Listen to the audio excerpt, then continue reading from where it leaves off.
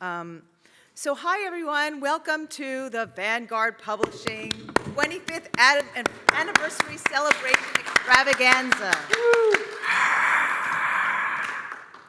Vanguard Publishing launched a quarter-century ago and quickly built a reputation for award-winning books on and by such legendary talents as Frank Frazetta. I can't talk, it's like my brain has left my body. Frank Frazetta, Jim Steranko, Neal Adams, Joe Kubert, and Wally Wood. Its tales from the edge bridge the gap between weird comics and edgy arts magazines, luring the likes of Neil Gaiman, Baron Story, and Bill Sienkiewicz. The founder of this madness is David Spurlock. That's when you clap. Okay. An award-winning author, historian, educator, arts right advocate, documentary filmmaker, and Wally Wood estate manager, and my friend. Books in, what? Best part. I know, well, he didn't seem to think so, but that's right. Well, I smiled at, smelled at You smiled at Steve when I said you were my friend? Yes, exactly. Okay. We had a moment. That's weird, but okay. Books include How to Draw Chiller Monsters and The Alluring Art of Margaret Brundage. Actually, I did a story on that. Yes. Yeah. Wonderful story. Yes, I must say so myself. Okay, so film and TV credits include Stars' Comic Books Unbound, Morgan Spurlock's Comic-Con Episode 4, A Fan's Hope, and PBS's Superheroes, A Never-Ending Battle. He's also spearheaded philanthropic missions for art schools and museums. Next up, I have to switch these to Steve Geppi. Did I pronounce your name right? It's Geppi or Geppi? You say potato, I say potato. Geppi or Geppi? Geppi. Geppi, okay. Steve Geppi is the founder and CEO of Diamond Comics Distributors, the industry's premier distributor, and its 11 subsidiaries, including Alliance Game Distributors, Diamond Select Toys, and Geppi's Entertainment Museum. He also publishes Baltimore Magazine, and I think this is the coolest part of the whole bio. He's the co-owner of the Baltimore Orioles. Yeah. So this is the man to suck up to today on the panel. Forget David. Yes. Oh, by the way, you know, I have a friend who slept with one of the Baltimore Orioles. Oh. Yeah. I don't know which one. They're fired. But they Which friend or went which past third Baltimore base. Oriole? What? Which friend or which Baltimore Oriole? That's as close as that's as much as I know about them. And you're willing to give. You can learn. I don't know. I don't know which one he was. Who? She told me which Oriole. Oh, that's going to be tough to figure out without a face. I don't know if she looked at his face. Anyway. Hope it wasn't Manny Machado. We just lost him. We don't have any The kids in the. Dodgers. Okay, we're good. We're all I'm an adults. unfriendly territory in California. Yes. So well, she's back east, so it's okay. Okay. Yeah. ComicMix columnist Ed Catto. Oh no, wrong person. I'm sorry. You switched places. Wait, we're gonna leave you for last because you're like the special surprise guest. Okay. So skipping over to the end is ComicMix columnist Ed Catto, who is Hi. You guys have to keep clapping every time I mention a person because then they'll go home and cry if they don't. I won't cry. Ed Catto is a comics historian, journalist, and marketing expert who's appeared on CNBC's Squawk Box and PBS's Superheroes. He's a founding partner of Bonfire Agency. Oh, you're like someone to people should suck up to also. Oh, absolutely. Absolutely. Wow, okay. I only associate with the best. I'm just the resident wise ass, but everyone else here is important. Bonfire Agency, connecting brands and comics fans. Ed also helped develop ReedPop's New York Comic-Con and Syracuse's Salt City Comic-Con. And he shepherded the rebirth of the iconic 60s toy Captain Action, which he's now shopping as an animated TV series. Yeah. And you're doing a panel on Captain Action. Yeah, absolutely. Yeah. We had a great panel yesterday, and we introduced a lot of new things. Very exciting times. Oh, cool. Excellent. thank you. I'm sorry, we stole thunder from this panel. So there you go. And He's part of the family. our surprise special guest, Mark Texiera. I just met everyone, so I'm like butchering everybody's names. Mark Texiera, did I make? Yes. Yeah, excellent. Okay. And he's a longtime Marvel artist whose credits include Black Panther, Ghost Rider, Wolverine, Captain Action, and there was one other you mentioned that I didn't write down. He-Man. And He-Man. He-Man. First Mattel comic books ever. Yeah, I love how he said, he didn't go He-Man, he went He-Man. I wonder who got the Captain Action added to that list. And I'm Sue Karlin from Fast Company magazine, and I tangentially cover this space. Otherwise, I would have known how to pronounce all of your names. Okay, so David calls Vanguard a dream job that's enabled him to work with the legends of the industry. So we're going to hear about David's journey, stories behind the various projects and artists, and ideas for the next generation of aspiring publishers and authors. And then Steve and Ed are going to offer context to David's mad ramblings. And That's Mark- quite a task. And I know, good luck to you. We should have had a bar in here for that. And then Mark is going to give some creative context. Yes. Why are you here? I thought you were just here as an. I've been sitting at this pretty Vanguard booth. I don't know what you're. One of So- my books so- was actually showing up on the screen there. was? The Art of Mark Which Teixeira. one? So Oh, David well- printed it, what, 10 years ago? Want to call it out when it comes back around.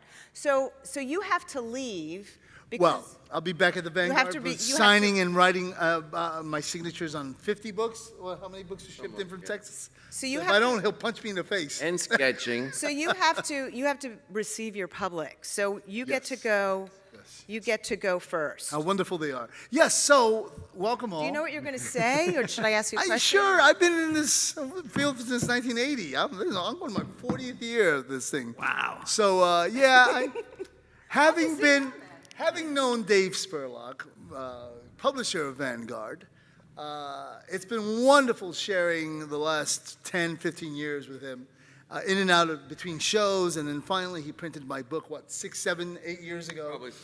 And we've sold just about out of everything. There'll be a couple of books downstairs to sign.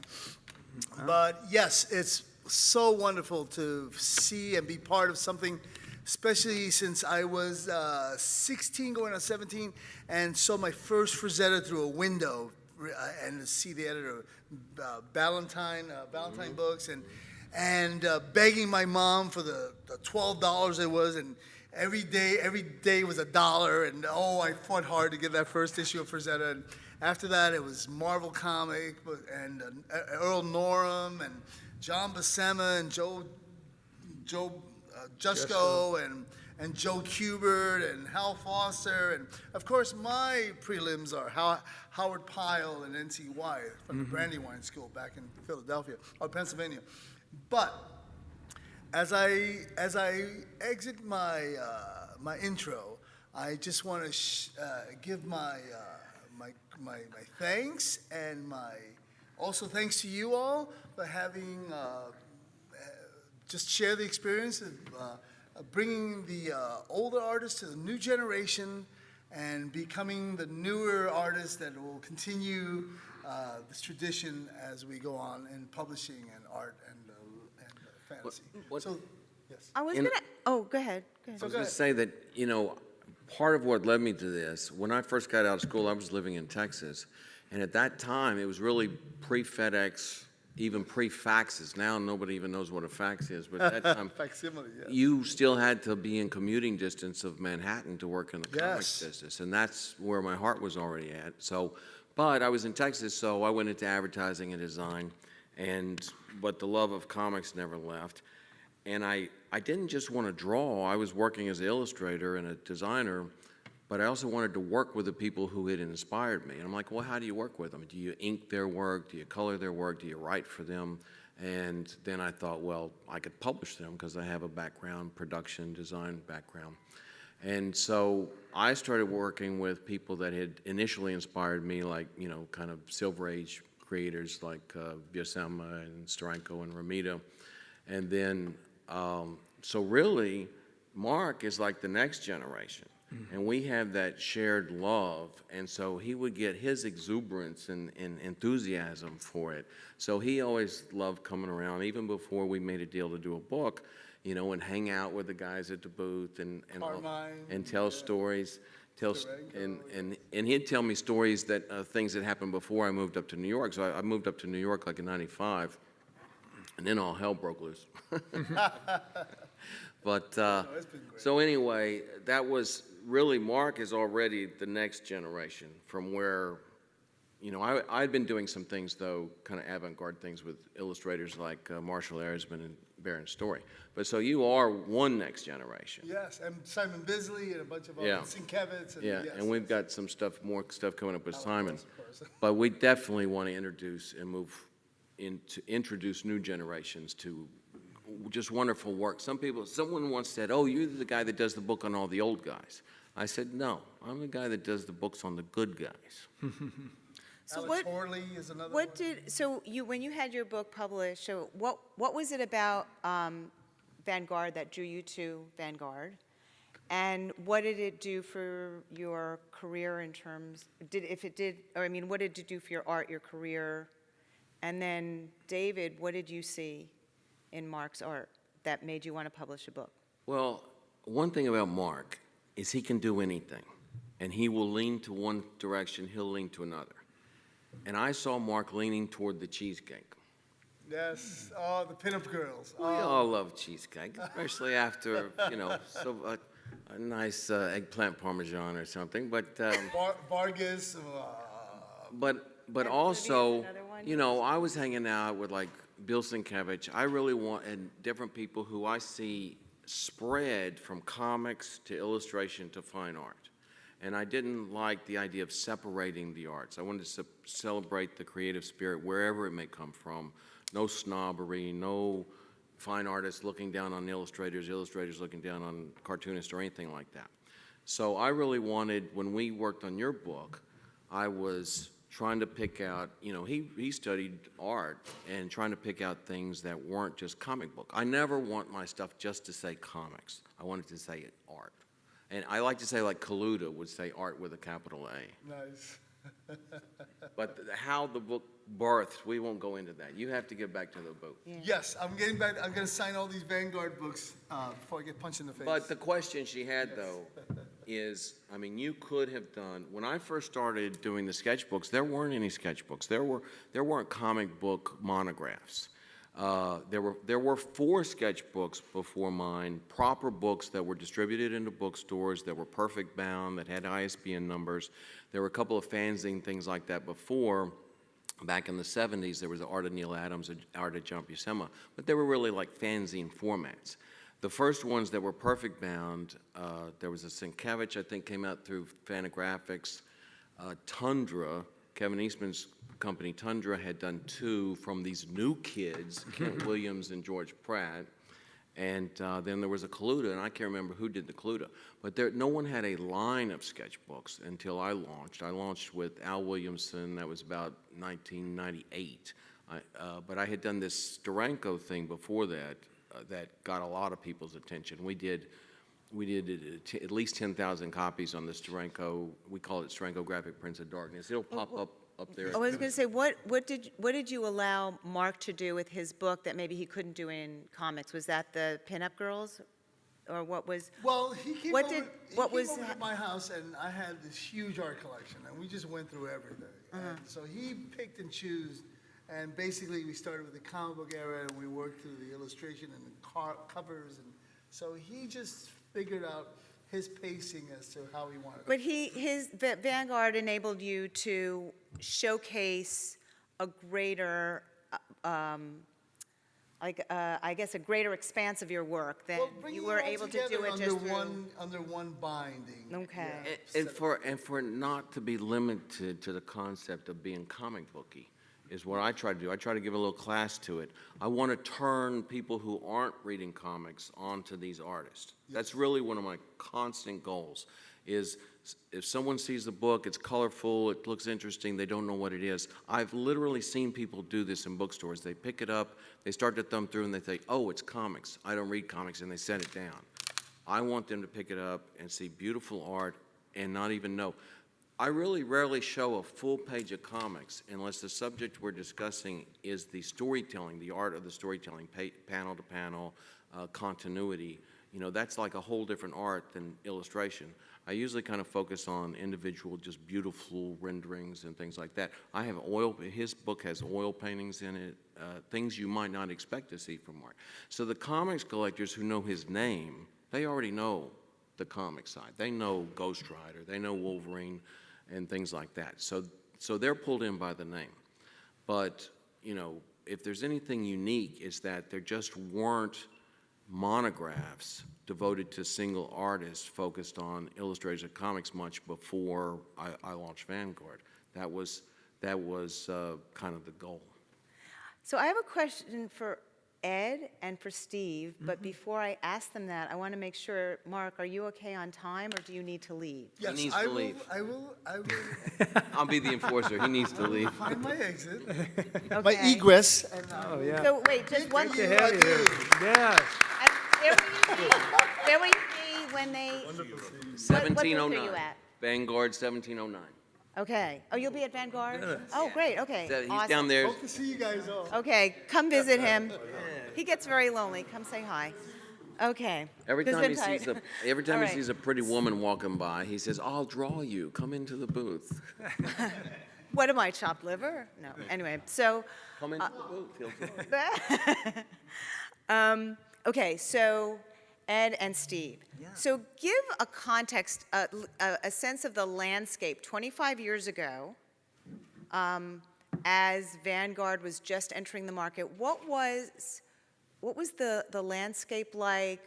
To give a sense of how unusual a Vanguard was at that time. I want to say something about Steve. Okay, if you don't know Steve, I got to tell you, I'm very honored that Steve joined us today. You know, these are all people I care a lot about. I asked her because I have so much respect for her. Ed's a great guy. He knows marketing.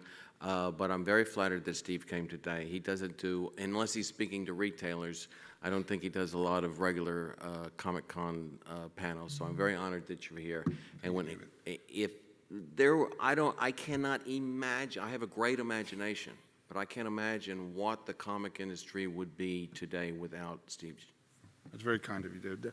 It's interesting, that question lends itself to me, what was going on, because I'm not an artist, I'm not a writer. In fact, I failed scribbling at kindergarten, so I had no shot. So you could have been a doctor.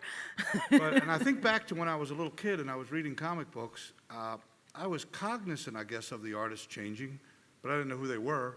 I mean, all I know is, damn it, Superman looks different this month. It pisses me off. I don't like that. So later, when I opened a comic book store in 1974, one of the kids that's still a friend of mine to this day said, "Do you have any Neal Adams comics?" And I said, "Who's he?" This is where it began. So I started to learn that kids actually knew, because they aspired to be artists, so they had their heroes and they wanted to draw like them. That was never the issue for me, because I had no talent in that direction, so I ended up a distributor. But to your question, and I was noticing when I got here yesterday, I had pulled out the new program book, and just subliminally, I guess it caught my eye, there was a lot of people celebrating their 25th anniversary, which conjured up the logical question, what year was it 25 years ago? 1993. Now, that's a very significant. Okay, that's a question. businessman who could do math in public that fast. Because I'm still on, wait, 19, okay. That was a point boom is- year. Boom year. In 1993, for those of you who may not have even been born in some cases, I'm the old guy here, 1993 was a turning point in the comic book industry, to say the least. We had just had Superman die in the famous black plastic bag, and the industry was at an all-time high. It was also the worst year, so to speak, for the comic industry, because that's when the industry imploded. And I could give you market share figures where at that time Diamond had grown to be the second largest distributor, and at the time Marvel would allocate limited edition things to us on the basis of our market share, so we got to know what our market share was, and we were pretty big. We were 44% of the market. And so at that year, Diamond Comic Distributors did $222 million as 44% of the market. Well, we all know the story. The market collapsed. Marvel bought Heroes World. There was a consolidation. And we, for what other reason, by osmosis, became the only guys left. For all intents and purposes. Capital still held on for another year. But at this point, I just told you we were $222 million in 1993 at 44% of the market.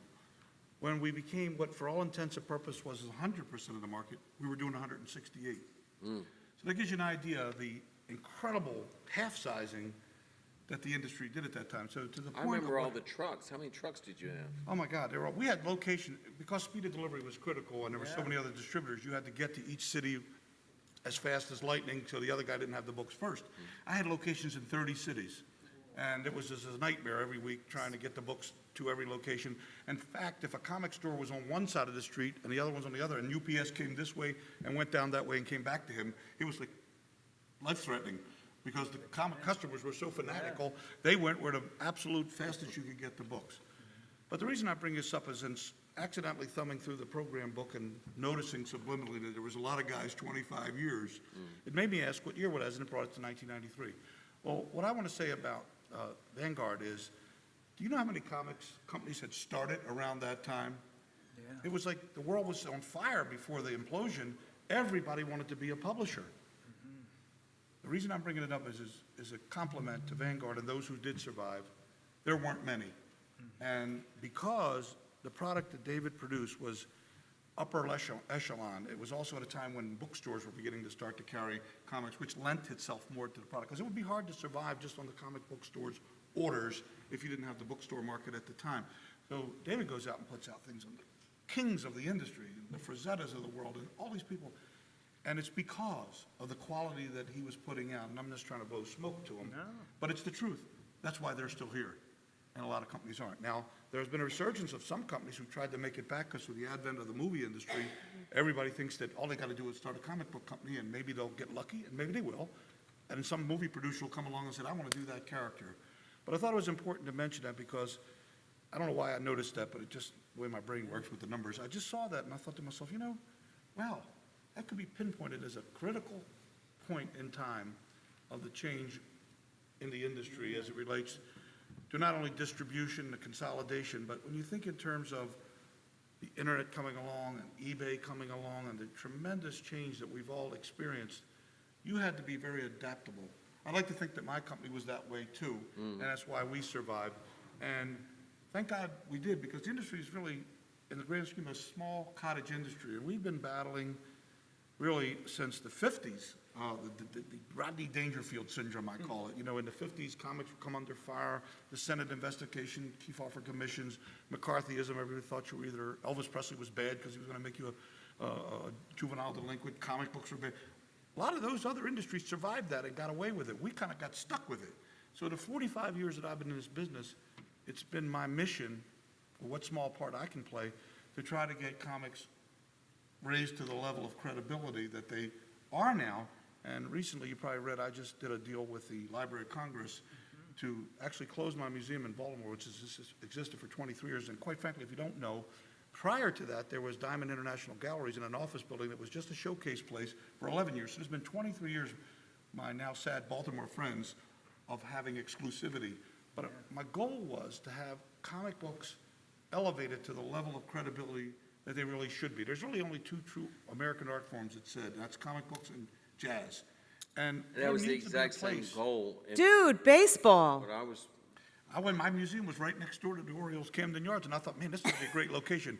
Unfortunately, people don't go to museums on ball game days, and we didn't have the attendance, and we're sucking wind right now, so that ain't going to help. But was that a good time or a crazy time to try to do something? It was the best of times, and it was the worst of To times. try as we say to start your prophetically. own publishing house. If you were a Like, was he a distributor, you thought it was visionary never or was gonna he end. insane? 93 was actually the end of the boom. It was, and I got in like just at the tail end. There had been the Image. Transitional year for Yeah. image guys. So what happened was, if the truth be told, and with due respect if you're a baseball card dealer, the baseball card dealers had done their thing in the baseball card market with speculation and selling cases of cards. And lost the magic of the supply and demand that made baseball cards valuable. So all of a sudden, if they could sell 800 cases and they only printed 600, it was hot. But then they got a little greedy, and before you know it, they could sell 800, and they print 2,000. Now nobody wanted them at all. So when that got busted, imploded, they came over to the comic book market. Not giving them all the blame, but it was a time when the comic market was booming. The image guys were coming. They were like rock stars at conventions. People wanted signatures. So what ended up happening was people were buying. Some of my comic stores, little comic stores, were getting orders that everybody was qualified for the top discount because their orders were so big, just on 1 or 2 titles. So that led to the inevitable, implosion. So let me ask Ed a quick question. So was it unusual? How were comic artists viewed then when Dave came out with books, kind of coffee table books, showing them as and sketchbooks showing them as artists beyond just comics? Yeah. Was that an edgy thing to do? Was that unusual, or were people hungry for it? Sure. I think one of the reasons that Vanguard has done so well is David was able to tap into something and then execute it very well. And that was that simultaneous kind of like respect for individual artists, and at the same time lauding them and putting them on a pedestal, but in a very familiar way. So I think that as people came from the 70s, like who's this Neal Adams guy, to 80s and 90s and following artists, they begin to say, well, geez, I love this particular character, I love this storyline, but I want to learn more about the guy. I want to learn more about the guy who's drawing this, or the creator behind that. And as you begin to do sketchbooks or collections, it was kind of an insight for folks to say, oh boy, I love Spider-Man, but let me learn a little bit about Ramita. I love all these old space comics, but let me learn a little bit more about Wood. And that way was seldom done, as David kind of touched upon in the early days. Now, there's a lot of folks who try and do it, but I don't think that there's a publisher with the rich history that Vanguard has of doing it, year in and year out for 25 years. So it's kind of like being served a little different meal than what you were expected, or what you were maybe expecting. Now it's a little more common, but that notion of, look, I'm going to treat you as if you're a smart person. I'm not going to talk down to you. I'm going to serve up this particular creator's work and their story, and maybe some stories that you didn't hear before, and we're going to celebrate it together. And that's what this book is all about, and that's what this book is all about, and that's what that book's all about. So then how do you, as people start to copy your idea and you see more publishing houses emerge, how do you then stay I want to say competitive? before we went into the artist monographs, I launched with a comic, it was called Tales from the Edge. And when I connected with Diamond, it's like, if it weren't for Diamond, so many publishers, you couldn't be publishing if it weren't for Diamond. Traditionally, you had to be a millionaire to be a traditional publisher, because it was like gambling on the stock market. You throw in all these copies out on the newsstand, and you don't know if you're going to get 90% of them back. Okay, it was all returnable. The difference of what Steve set up with the direct market, and there was some slight precedence with Seagate, but you took the ball and made it much bigger and much more successful. We have these comic shops all over the place now. They're buying non-returnable. And so if I got a purchase order from Diamond, I could bank on that. I'm like, okay, I can print X number of copies. I know that money's good in 30 days. So I launched with a comic, was Tales from the Edge, was anthology. Well, the guy I was working with at Diamond's like, anthologies don't sell. I'm like, yeah, but I don't have the budget. This is the same time that Vertigo came in. Well, Vertigo had the budget. They had Warner Brothers behind them. I didn't have any Warner Brothers behind me. So I'm like, well, I can get top talent to do maybe a short story. So I did an anthology, even though everyone, was telling me that anthologies don't sell. But then we did a special issue, was all Steranko. I did a couple of special issues. I did all Steranko issue. I did all Sienkiewicz issue. They did much better. And then I thought, well, if they want, if a monograph will sell, that's definitely in me. That's in my heart. That's in my mind. That's a place that I am raring and eager to go. So it went from there, from the comics, a transition to the art books. Where's my tech guy? I think it's, Yeah, it's going, but every now and then I get this pop-up. oh, oops. Oh, I just want to close that pop-up. Unless I escape. Yeah, and I think, in answer to that question too, Susan, part of the idea and the way to compete and the way to kind of stay in there is Vanguard kind of continues to offer fresh things, but you've come to expect, a certain level and a certain experience. And as sometimes it's visiting new artists, or sometimes it's like a new take on an artist, like the, Sensuous Frazetta book that's like, oh yeah, you're gonna collect this in a different way and look at it. The Margaret Brundage? Wait. Brundage. Yeah, lovely book. My wife loved it, right? So, that's, nothing to do with comics. Well, yeah, maybe a little bit to do with comics, but again, a great way to celebrate an artist and some creativity and entrepreneurship. Add a little So- bit to that. I thought, oh, no, I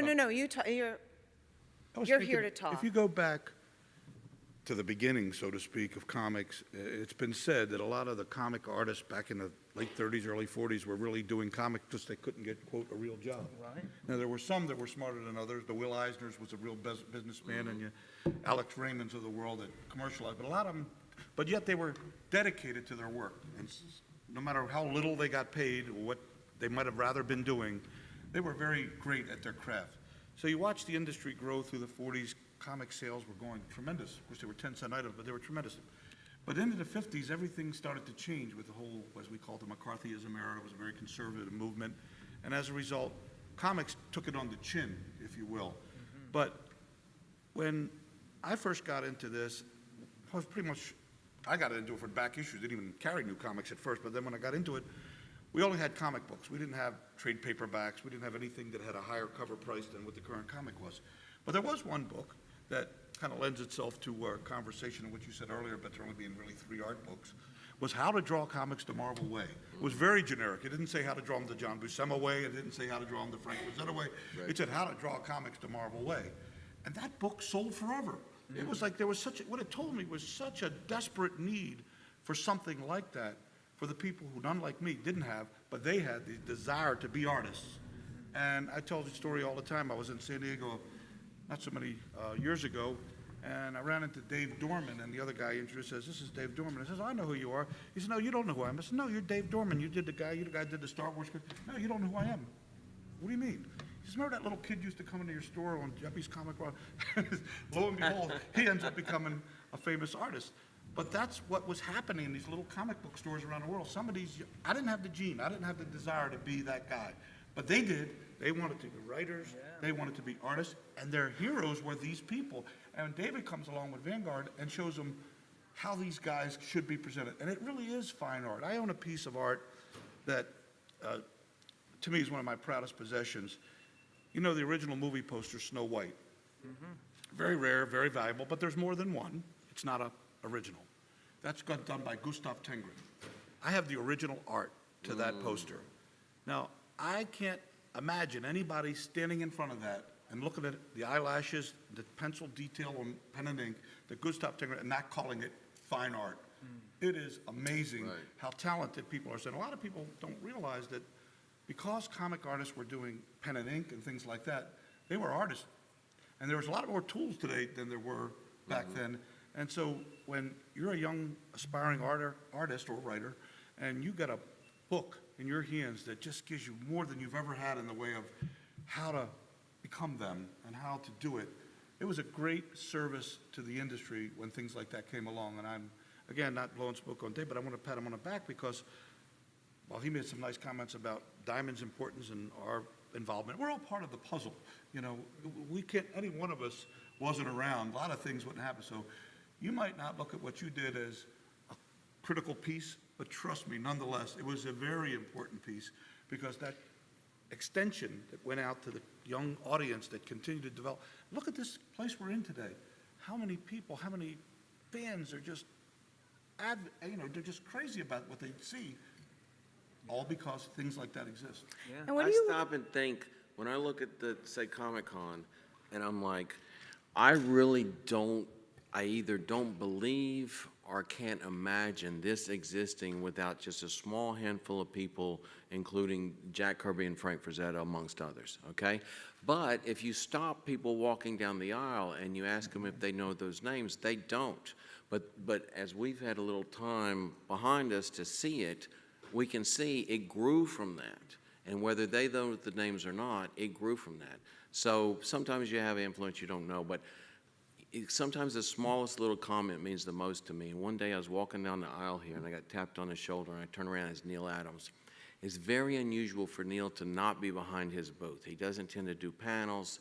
He's working behind that booth. And I said, "Hi, Neal." He says, "I just came from a meeting with DC.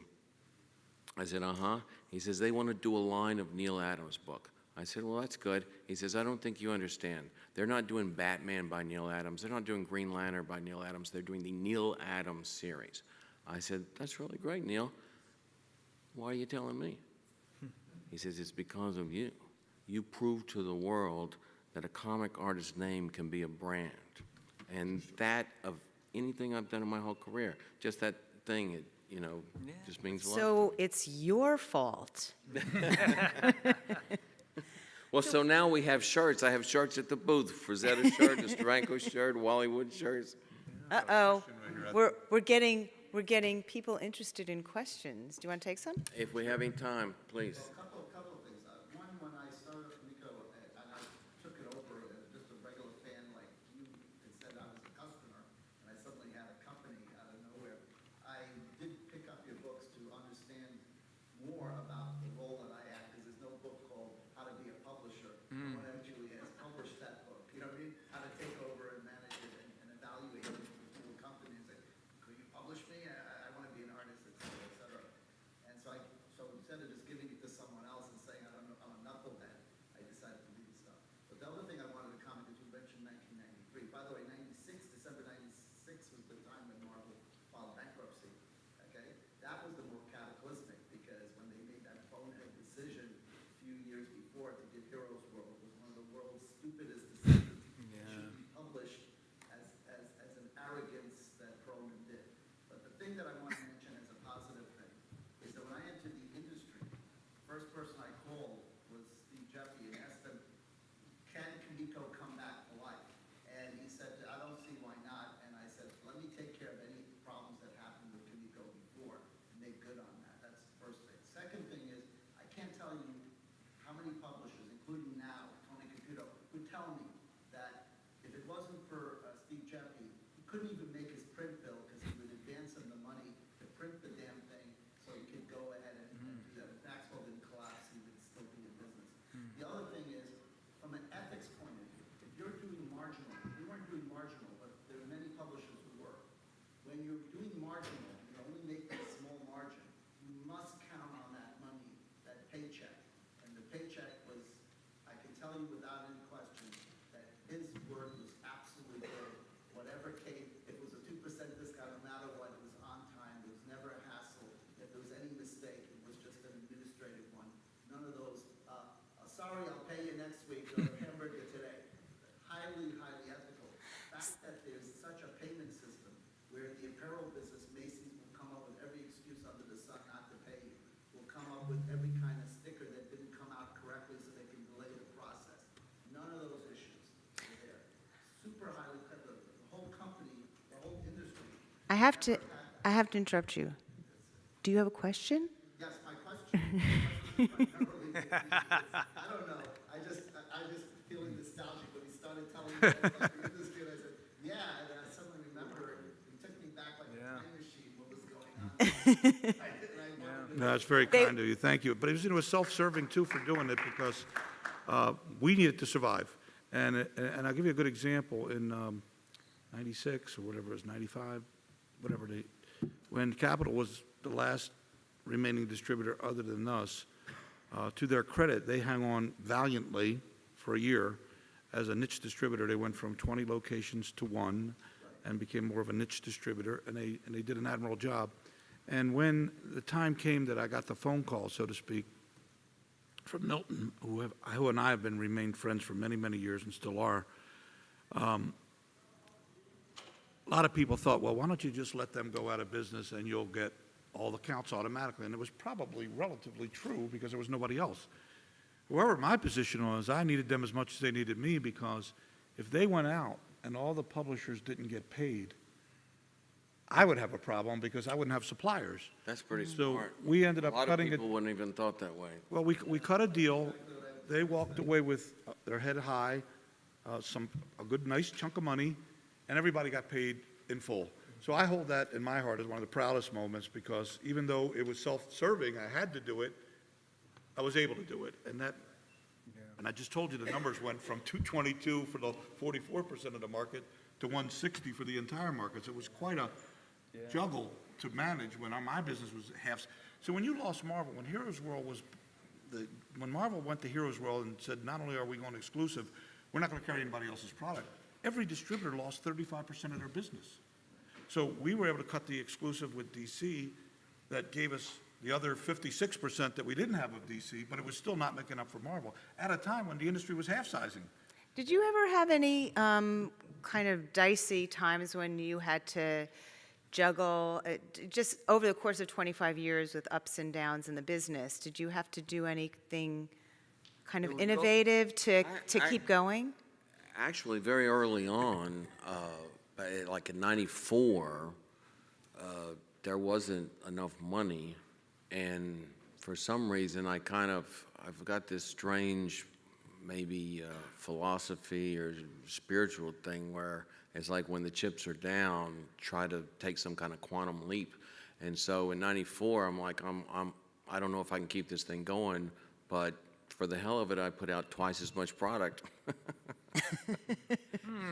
And it actually did okay, you know, and things picked up.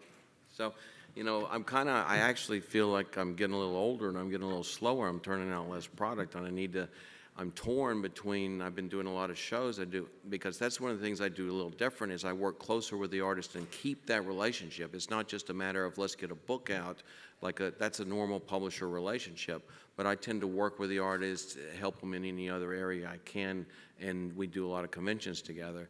But at the same time, it's a balancing act, because if I'm on the road too much, my nose isn't to the grindstone getting new product out. Yeah, you know, I wanted to say one other thing, that even getting back to that differentiation, I think one thing that you do really well, David, is your sense of design. And of course, you know, a lot of folks here are into comics.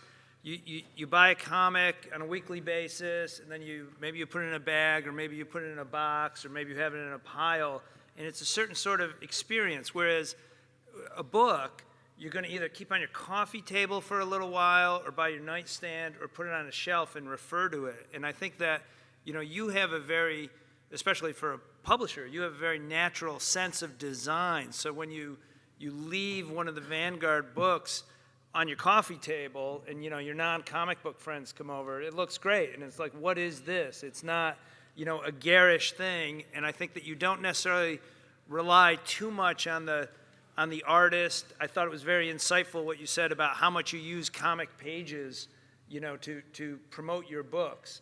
You know, that ability for the end product to be consumed in a different way and to lie around, I think, is one of the reasons that your books have staying power. What are you looking for now, like looking to the future in terms of the types of artists you want to work, the new crop of artists you want to work with? What do you look for when you're looking to put out new Just books? creativity, you know, if there's originality, creativity, somebody bringing something new to it. When I was in art school, I actually had to kind of interview, and I wanted to work on comics. And I said, I want to do new innovations. I want to bring outside comic techniques of art into the comics. And I usually end that a mention like that with the humorous ending, saying, "Well, in the end, Bill Sienkiewicz did it all, so it was all." I didn't do it. I went into publishing instead. So, but you know, you never know what the new breath of fresh air is going to be. You know, you look around now here and you see things that are much more charming. For a while, we were getting into very gritty things. Things were getting darker and meaner, more detail, more detail, more detail. And now you look around Comic-Con, you're seeing more Japanese influence, you're seeing more cute influence, you're seeing more charm. Yeah. And that's interesting, because I look at some artists like, Wally Wood, and it's like he could do it all, but there was always some sort of charm connected to it. We did one Ditko book, and Ditko did participate with that. It's called Steve Ditko Space Wars. It was a collection of his science fiction, mostly Charlton material, but he did participate in that. He helped. I'm sure he does. Robin Snyder's really connected, That's the guy. and he knows Ditko's. I think it's 2 nephews or a nephew and a niece. A tremendous loss for the industry. The funny thing about Steve was I would write to Steve about maybe twice every 3 years, or I talked to him on the phone maybe once every 5 years, and people think of him as a recluse, and he was, but he was chipper, and he would always write back, and if the conversation went in some direction where you had a different point of view, he might shut it down or take off on a tangent, but he was. I actually do a Ditko imitation. By the way, for all the people who just walked in, Brad Pitt was here earlier and you missed him. Sorry. This is. I do a few imitations. I do Gil Kane. I do Steve Ditko, and I don't think you'll see one anywhere else. Yeah. So let's see. My Steve Ditko. The first time I called Steve, I said, "Mr. Ditko, that's me." Yeah. I said, yeah, this is David Spurlock. I'm blah, blah, blah, blah, blah. I'm going to be in the city. I was thinking maybe we could get together. Maybe I could treat you to a cup of coffee. No, thank you, but thanks for asking. So, that upbeat, almost humorous is not what you think of, if people want to paint. Yeah. They don't want people paint him as this, dark, mysterious, tortured artist, who doesn't socialize or anything like that. But anybody want to hear the Gil Kane? Oh, yeah. We want to see Gil King. Yeah, my Are you going to boy. look like this? You ready? Yeah. Hang on one second. You're holding up a sign, and I don't have my glasses on, so All right. hold on one Oh, second. time to I wrap can't. it up. Give me Does it 30 say seconds. stop? We're going to end with Gil Say Kane. stop. Okay. We're going to end with Gil Kane. We got to stop. Give me 30 seconds. This is it. All right, we're timing you. I'm doing the imitation. Oh. All right, go. That's it? I'm not through. I'm sorry. I'll tell you. So in the 60s, I went to see Stan, and Stan said, Gil, your figure work looks homosexual. And I said, well, Stan, compared to Jack, everyone's figure work looks homosexual. Ladies and gentlemen, thank you so much, and I thank the panelists.